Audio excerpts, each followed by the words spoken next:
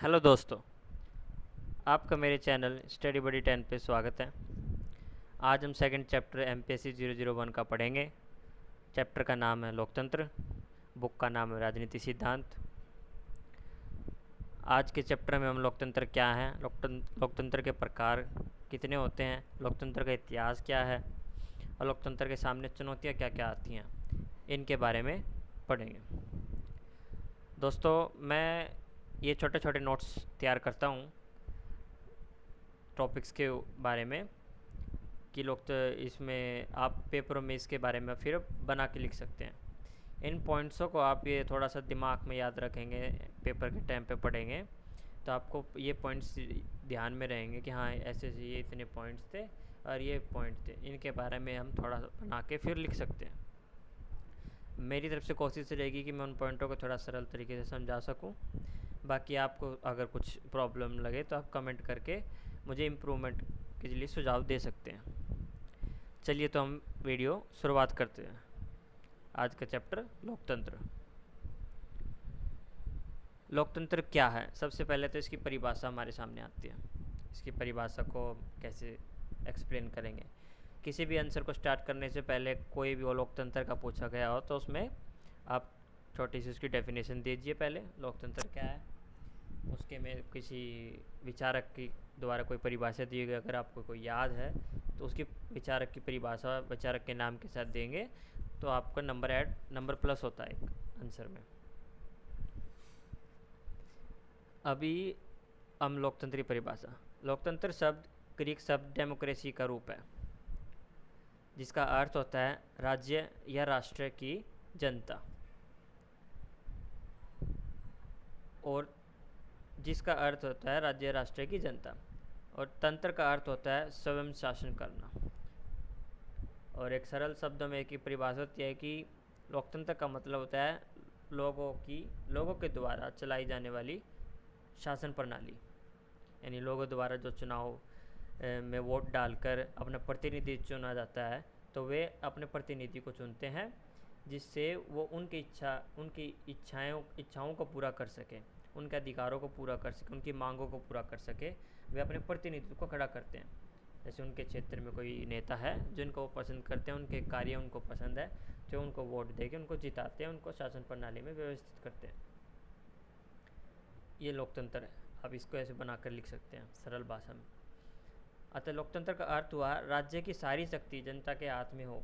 यानी अगर लोगों के द्वारा, किसी राज्य का निर्माण भी व्यक्ति द्वारा ही होता है। अगर लोग नहीं होंगे तो राज्य नहीं होगा, अगर व्यक्ति नहीं होंगे प्रजा नहीं होगी, सरकार नहीं बनेगी।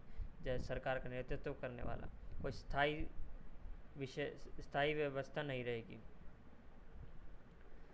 तो लोकतंत्र राज्य की सारी शक्ति जनता के हाथों में हो, और हम यह भी कह सकते हैं कि शासन व्यवस्था में शासन की बागडोर प्रजा या उसके द्वारा चुना गया प्रतिनिधित्व यानी नेता के हाथ में होती है।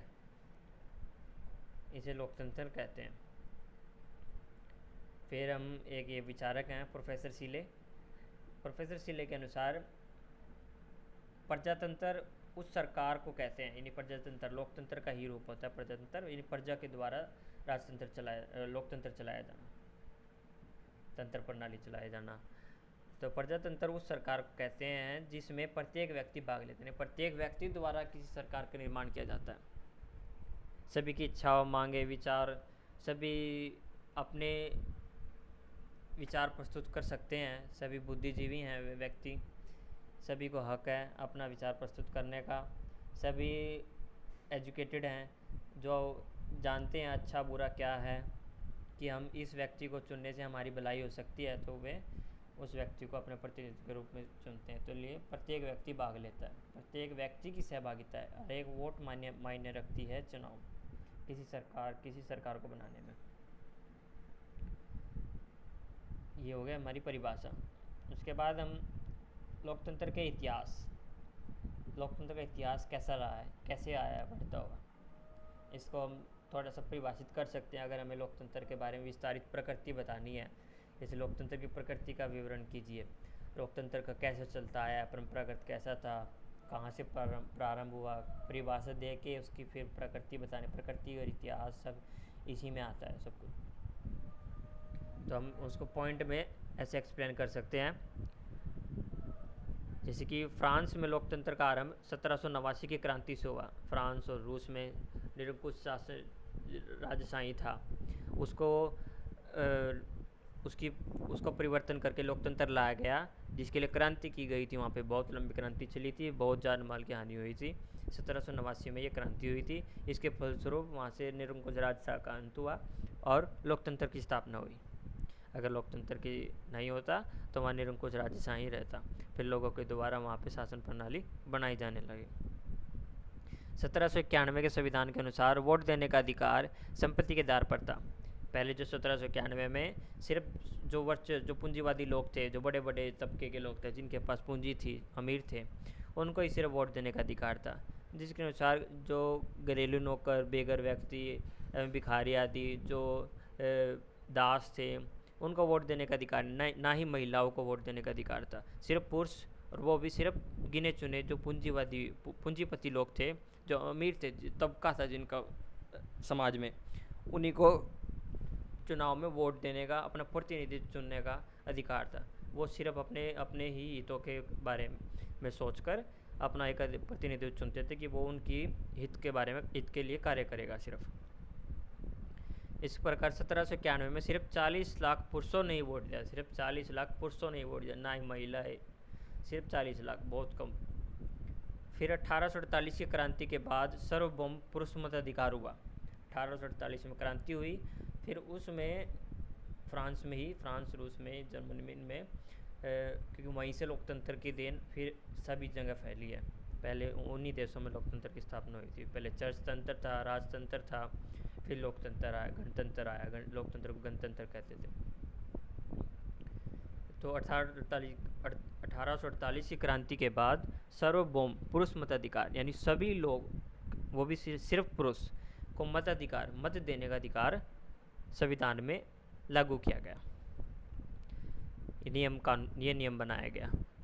पहले 21 साल की उम्र थी मत देने की।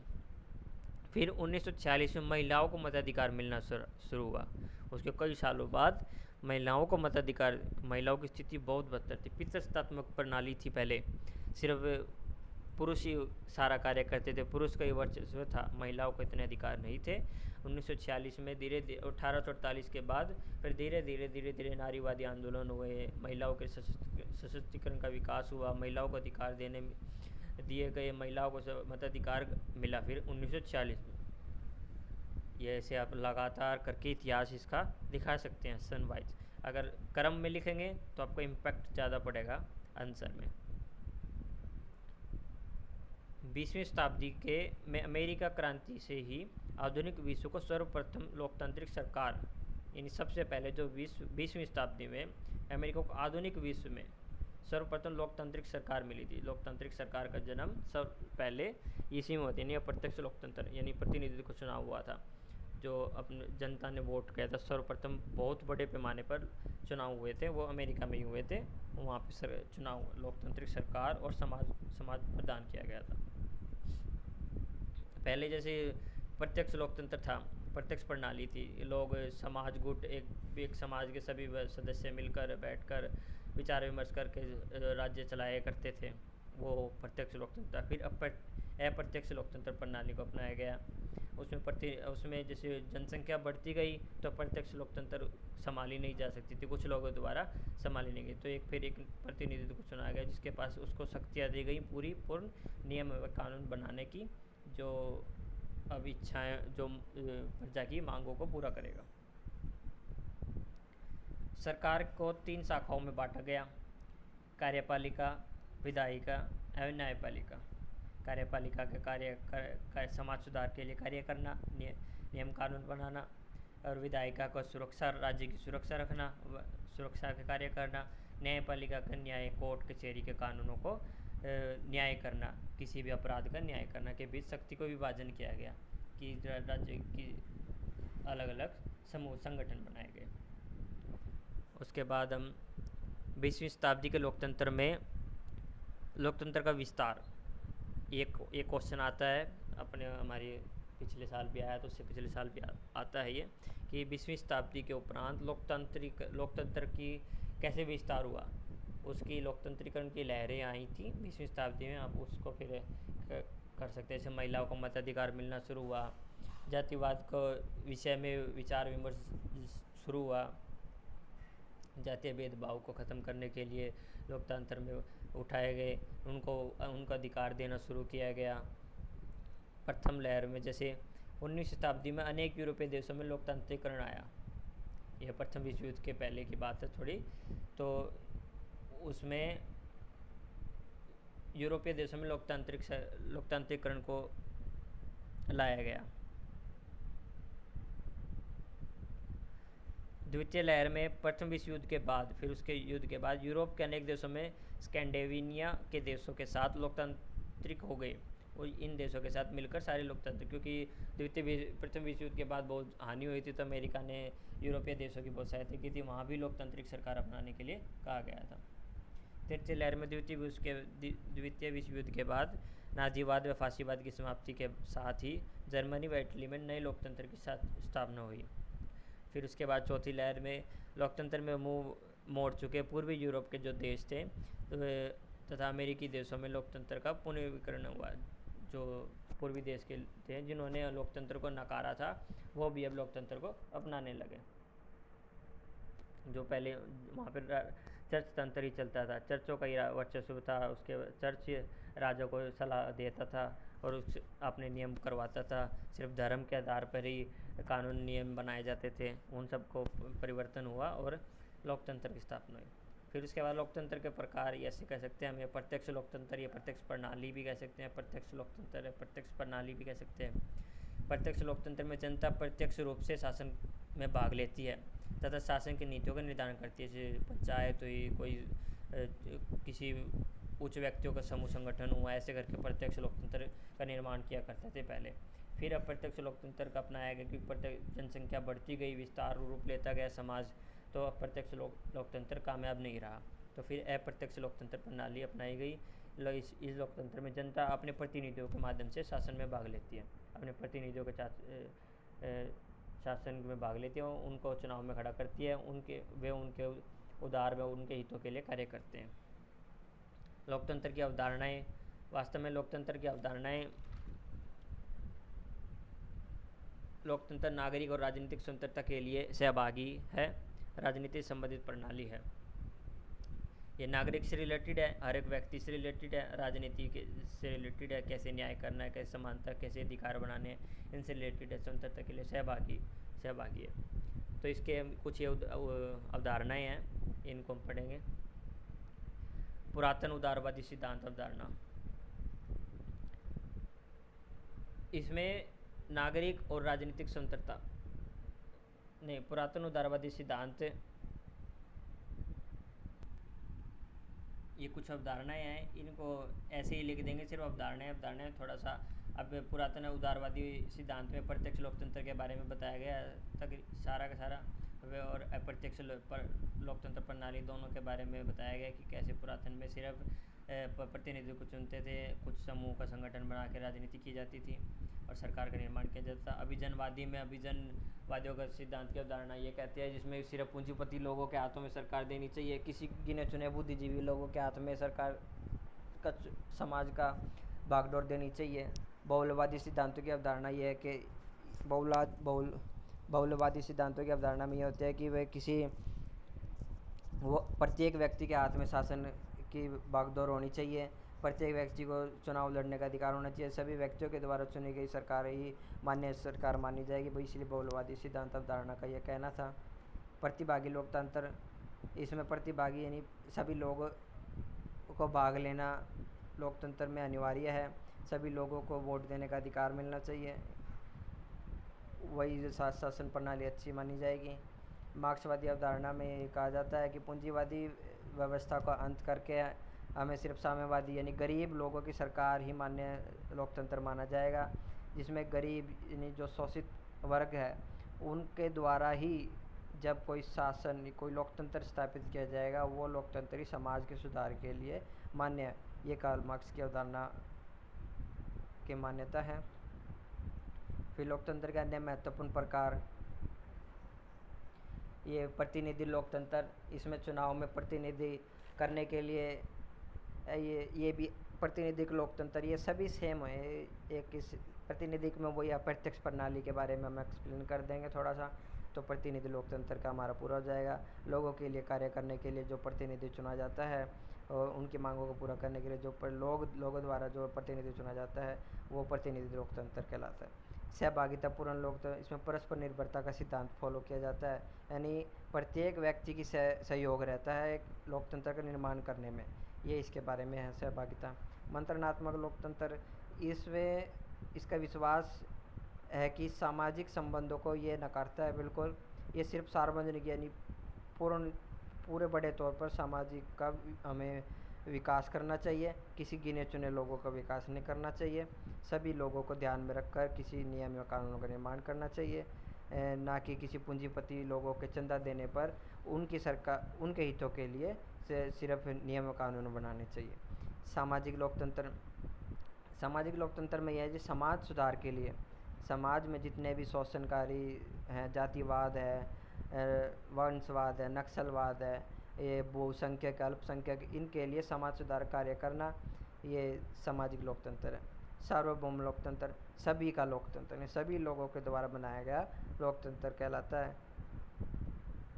सुम्पीटर संप्रात सिद्धांतवादी और भागीदारी लोकतंत्र, ये दोनों सहभागिता लोकतंत्र के ही नहीं, प्रतिनिधि लोकतंत्र के ही ये इसके छोटे गुट भाग हैं।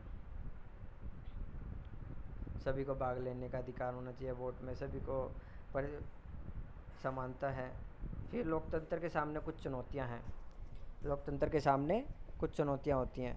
अभी कोई लोकतंत्र बना है उसके बारे में हमने पढ़ लिया कि लोकतंत्र क्या है क्या नहीं। उस लोकतंत्र के आगे भी चुनौतियाँ होती हैं कि उसको कैसे अभी अपना समाज चलाना है, अपना राज्य चलाना है। उसके आगे कुछ निम्नलिखित चुनौती है, जैसे वंशवाद, पितृसत्तात्मक नीति, इसमें जैसे कि हमारे इसको हम कह सकते हैं जैसे कि किसी रिटायर सरकारी ऑफिसर के बाद उसके पुत्र को उस रेकमेंड कर देता है अपने बेटे को और वहाँ जॉब पे लगवा देता है, ये वंशवाद हो गया। जैसे पितृसत्तात्मक प्रणाली चलती है, ये ऐसे ही मृत्यु के बाद हम सरकारी दफ्तरों में उसके पुत्र को नौकरी मिलती है। उच्च पद के व्यक्ति जो शक्तिशाली पद होते हैं उनमें जो बड़े बड़े व्यक्ति होते हैं जिनके पास बहुत पावर होते हैं, वे अपने रेकमेंडेड रेफरेंस के बंदे को ही लगाते हैं जॉब पे।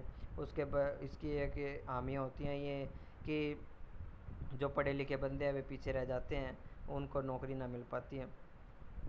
जातिवाद ये जातियों, निम्न जातियों का उच्च जातियों द्वारा शोषण हो रहा है, बहुत जातिवाद फैल रहा है। एंड ब्राह्मण, भारत जैसे देश में विभिन्न जातियों के लोग रहते हैं, उनमें विवाद उत्पन्न होते रहते हैं, इनको भी देखना लोकतंत्र का एक अहम, लोकतंत्र के सामने एक चुनौती है। क्षेत्रवाद, फिर क्षेत्रवाद में निम्न क्षेत्र होने के कारण बहुत से उसमें बहुत बड़ी बड़ी जातियों के लोग रहने के कारण, निम्न भाषा के बोलने वाले लोग रहने के कारण सभी विभिन्न भाषा बोलने वाले लोग जो जिनकी जनसंख्या ज़्यादा होती हैं वे अलग क्षेत्र की मांग करने लगते हैं सरकार से, तो वे विवाद उत्पन्न होते रहते हैं। ये भी एक चुनौती लोकतंत्र के सामने है। सांप्रदायिकता, धर्मों को लेकर ऊंच नीच होती रहती है, हिंदू मुस्लिम के बीच में विवाद उत्पन्न होते रहते हैं, चुनावों में हिंदू मुस्लिम को भड़काने के जो भाषण दिए जाते हैं वो ये मुद्दे खड़े होते रहते हैं सांप्रदायिकता को लेकर, ये भी लोकतंत्र के सामने एक चुनौती है। नक्सलवादी दंगे होते रहते हैं, हमारे भूटान में, नेपाल में नक्सलवादी नेता होते, ये नक्सलवादी दंगे होते रहते हैं। और लोकतंत्र के सामने भ्रष्टाचार एक बड़ी चुनौती है।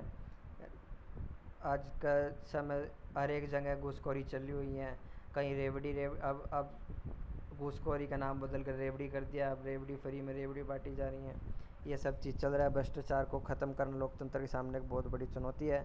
मानव अधिकारों की सुरक्षा, मानव अधिकारों को निर्माण, मानव अधिकारों का हनन तो नहीं हो रहा, ये सब चीज़ ये बड़ी चुनौतियां हैं लोकतंत्र के सामने। तो आप इन पॉइंटों को देख सकते हैं, इन पॉइंटों को आप थोड़ा अच्छी तरह एक्सप्लेन कर सकते हैं। अगर मेरे से कुछ थोड़ा एक्सप्लेन कर में प्रॉब्लम हुई हो तो आप इन पॉइंटों को सर्च करके इनको थोड़ा सा और रिसर्च करके इनका एक 2-3 लाइन का परिभाषा हर एक में लिखेंगे, आपका आंसर कंप्लीट हो जाएगा। ज़्यादा आपको लिखने की ज़रूरत नहीं, आप इतने भी ये लिखेंगे और इसके इन पॉइंटों को 2-2 लाइन एक्सप्लेन करेंगे, 2-2 3-3 लाइन, क्योंकि 3 घंटे का पेपर होता है, इसमें 3-3 लाइन पे एक्सप्लेन करेंगे इन पॉइंटों को। मैं तो प्रकार, अगर प्रकार पूछे गए तो प्रकार लिख दिया, उनको एक्सप्लेन कर दिया। चुनौतियाँ पूछेंगे तो चुनौतियाँ, प्रकार चुनौतियाँ दोनों पूछेंगे तो दोनों का प्रकार लिख के, अगर मैंने प्रकार 7 बताए हैं तो आप 5 प्रकार एक्सप्लेन कर सकते हैं। फिर चुनौतियाँ अगर 8-10 हैं, और कुछ आपको चुनौतियाँ याद आती हैं कुछ लोकतंत्र के सामने, सरकार के सामने क्या क्या चुनौतियाँ हैं, शिक्षा चुनौतियाँ हैं, स्कूलों की में शिक्षा अच्छी नहीं है, ये भी चुनौतियाँ हैं, समाज में आतंकवाद चुनौतियाँ हैं, चुनौती है लोकतंत्र के सामने एक। इनको थोड़ा सा एक्सप्लेन करके आप अपनी तरफ से, और चुनौतियाँ तो बहुत चुनौतियाँ हो सकती हैं एक सरकार के सामने, राज्य को सरकार चलाने के लिए। तो आप आज की वीडियो में इतना ही। कृपया आप बताइएगा कमेंट में कि मुझसे क्या गलतियाँ हुई हैं, और मैं आगे की वीडियो में उसको एक्सप्लेन करूँगा आवाज़ ठीक है या नहीं है। आप thanks watching, please share and subscribe my channel, like my videos. आगे कल मैं 3rd चैप्टर लेके आऊँगा जो समानता है, नहीं समानता नहीं सॉरी, अधिकार है 3rd चैप्टर, अधिकार के बारे में पढ़ेंगे 3rd चैप्टर में। और कृपया कमेंट में आप मेरे को बताइएगा कि हाँ क्या कमी रही है क्या नहीं रही है वीडियो में। अगर मुझे इन पॉइंट्स के बारे में थोड़ा थोड़ा एक्सप्लेन करना है या नहीं करना है तो बताइएगा, वीडियो पहले ही बहुत लंबी हो जाती है एक्सप्लेन करने में। Okay thanks, goodbye, good night. Please support my channel, please subscribe my channel and share my videos. अगर आपको अच्छी लगी हो तो लाइक करना, सब्सक्राइब जरूर कर देना। अगर आगे कंटेंट मैं अच्छा बनाता रहूँगा, मुझे मोटिवेशन मिलेगा आगे वीडियो बनाने में।